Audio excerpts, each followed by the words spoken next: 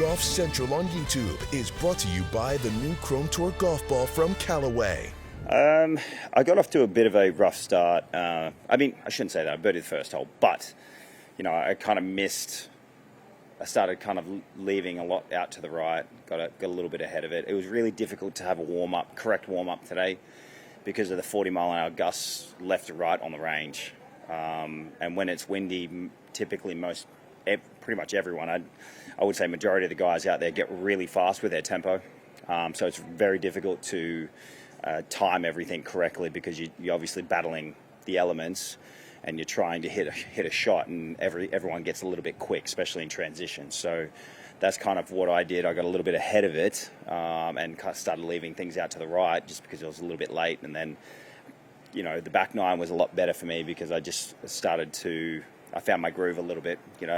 We got down through 10, 11, 12, and there wasn't as much wind, and I hit a few shots, and I started trusting, the swing again, and then obviously had a great finish. I feel good.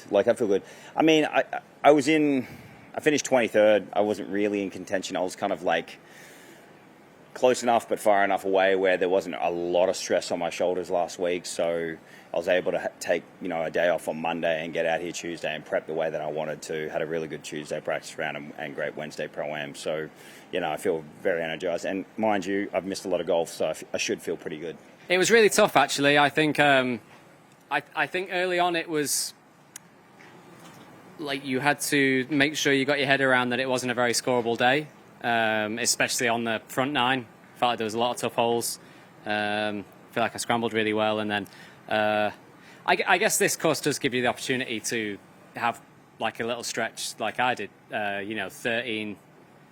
I mean, I played 12 great, but I had a really good chance on 14 in the middle of 13 and 15, birdie 16, and you can get on a roll like we've seen it in the past, but I don't think it was a day where you were really looking for that at all. I think I'm very, very happy that it happened for me today, but it was one of those where you just had to keep hitting shots, and definitely not looking for something like that on the back nine.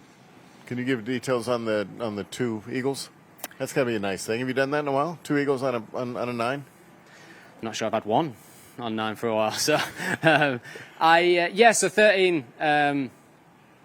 Wind was flickering, wind was off the right. I hit mini driver off the tee, felt like it was the widest point. Again, winds, like those crosswinds where you start, get around that point and you're obviously waiting a little bit and the wind goes from across to into to down, and I just sort of caught the right moment to hit a 9-wood from, I think, I had 264 pin, but the minimum that I had to carry on the left was 240 something. So I knew if a 9-wood was turning, it was going to be fine.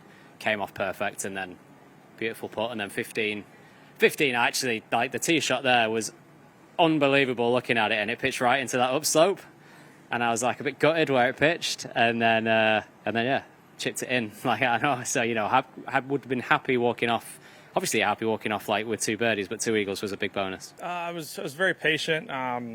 I hit a lot of really, really good iron shots. I felt like I was in good control. I didn't feel like I didn't drive it very well. I kept it in play and kept it in front of me, which was, is a big part of it. But I just kind of kept it out of trouble, which is, I would much prefer be hitting the middle of the club face and doing that. But it's still a good sign in a really windy day like this. If I have far from my best, I can just kind of get it around the course and then just stayed patient and finally, made some putts on that back nine. So it was nice. 17, I know you played a pretty big fade. Could you talk through your game plan on that tee shot? Definitely a trickier one.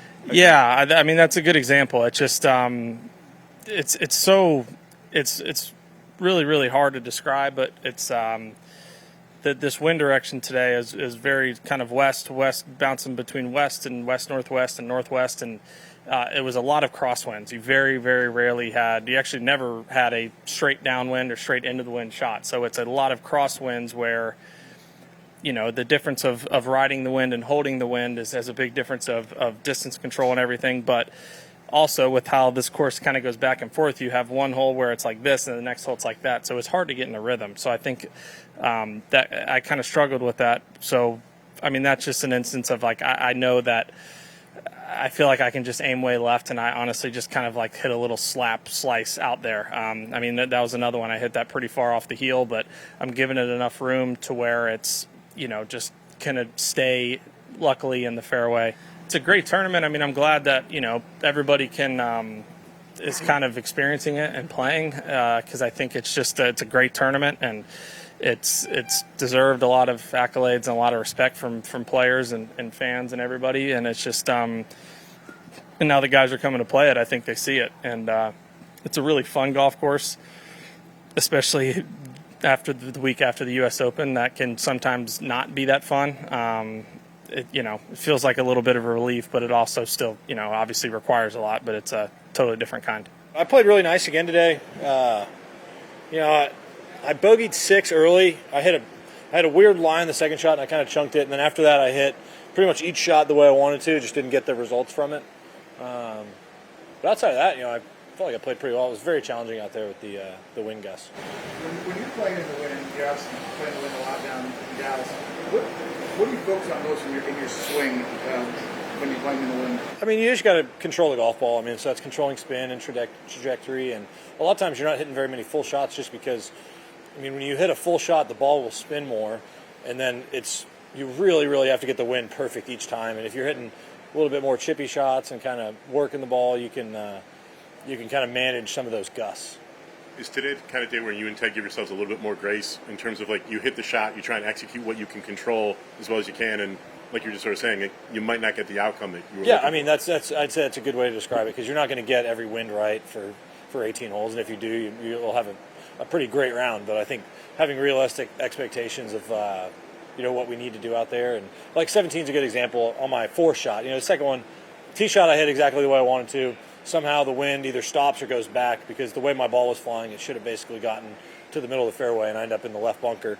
Then I catch it a hair fat, and all of a sudden I'm dropping and hitting my 4th shot, and I hit the shot exactly the way we wanted to. And as the ball's flying, you get a gust into the wind, and all of a sudden the ball's not on the green. And if it hadn't gotten that gust, it lands a couple paces behind it, spins back right to it. And so just little stuff like that.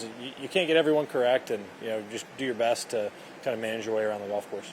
Justin was in here right before you talking about how in courses or in conditions like this, it becomes about hitting golf shots. It's a little less like sort of maybe methodical about the way that you sort of go about, because you've got to take so many things into consideration. Do you agree that with conditions like this, it's a little bit more sort of creative with the way that you hit shots? Yeah, I would use robotic as maybe the word.